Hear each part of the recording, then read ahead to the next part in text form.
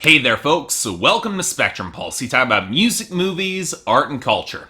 And it is my 3-year anniversary making videos here on YouTube. Thank you all so much for supporting me. I'm really grateful for it all. But now on to the matter at hand, the record that you guys voted that I should cover from 2015. And the votes are in. It was a tight race, but it comes down to the debut album from BØRNS called Dopamine. And you know, I have to admit, I'm kind of surprised that this album got the top pick. Sure, it was a narrow 3-way race, but I had expected the support behind the other 2 albums. After all, Kamasi Washington's The Epic had won a ton of critical acclaim as a behemoth of modern jazz. And Love Stuff by Elle King probably got the request thanks to how many people went back to rediscover her after X's and O's became a huge hit. But this guy, on the other hand? Okay, from what I can glean, Garrett Borns is a Michigan-based singer-songwriter who has had some success on the rock and alternative charts after getting signed to Interscope. Apparently a lot of his work is inspired by retro cool Americana, like the Beach Boys or Playboy magazines from the 60s and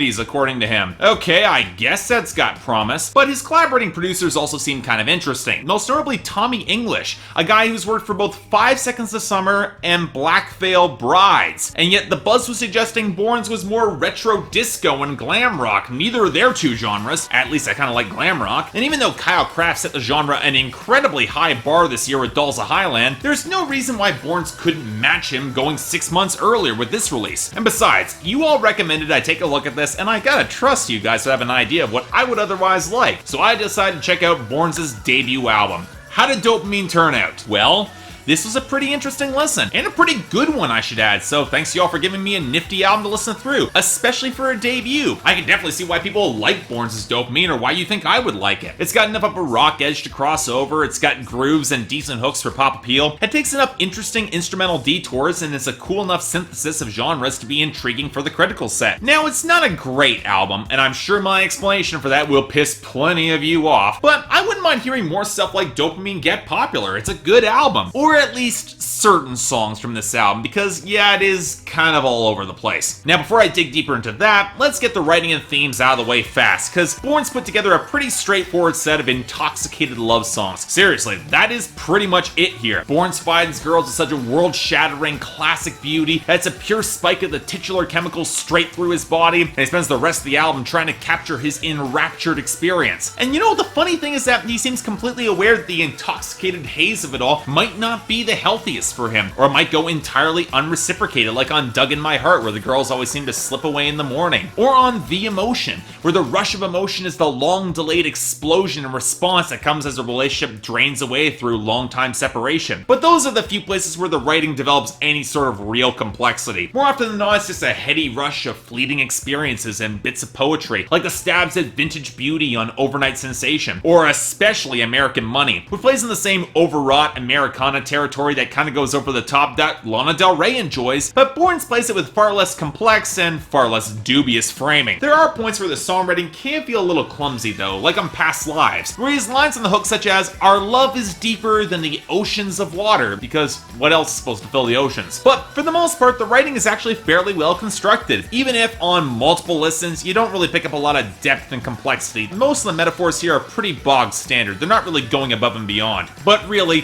for this sort of music coasting at the intersection between vaporwave, new disco, and glam rock, you don't really need incredible writing if the grooves and instrumentation have enough color and personality. And Borns, for the most part, gets this, fusing his disparate genres into a gooey, reverb-touched and compressed hodgepodge that really feels a lot more cohesive than it should, spanning glam rock to retro disco to a more psychedelic stab at modern pop, complete with the trap snares on American Money that remind me of whenever Lana Del Rey tries to shove them into her music. And unsurprisingly, where Borns gets the best dividends is when he sticks to sharper grooves, like on the fuzzy T-Rex inspired guitars on Electric Love that's easily the album's standout. But I also really dug the closer, Fool, which is a sort of tight retro disco that's got plenty of watery embellishments on the edges, but never to the point where it overruns the song. And really, the best Born tracks, they get that, like the watery acoustics on the opener, 10,000 Emerald Pools, or the blurry sampled coyote howls and blurry guitars that fill up the background on The Emotion, or the straightforward lo-fi guitar guitar grooves on Clouds that's actually pretty solid. It's a simple song, but a damn good one. The problems come when those production gimmicks come to overrun the songs, like in the overcompression and atonal synths against an otherwise pretty punchy bass groove on Holy Ghost, or the overmixed saccharine backing vocals littering the title track. And then you get songs that have real potential which is just squandered by a weak hook, like on Past Lives, where the Beach Boys influence comes through pretty strongly in the vocal harmonies, and then smashed by a very sharp synth and percussion line that I liked that just dissolves into an overmixed squealing hook that gets incredibly grating. Or the lumbering trap touches on American Money. It's got a good synth backdrop that I like, but it can feel kind of clumsy and could have used more tightness. And nowhere is that more apparent than with our frontman himself, and where I'm fairly sure I'm going to make a fair few of you pretty angry. Simply put,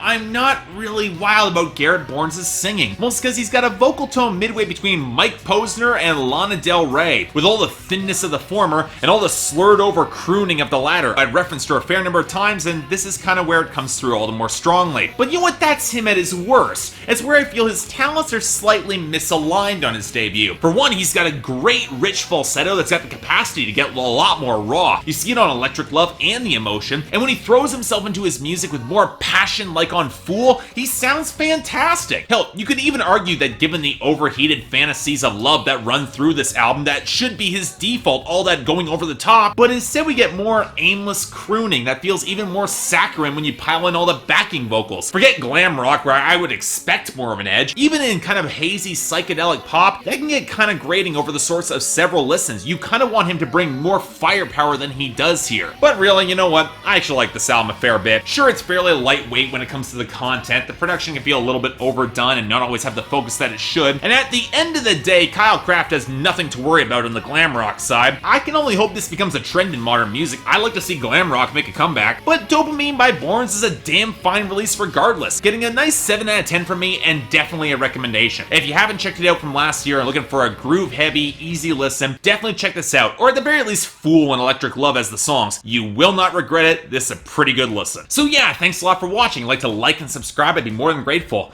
3 years making videos on YouTube. I have to admit, I've been doing a lot better than I ever could have expected. I just broke 21,000 subscribers today, and that's big.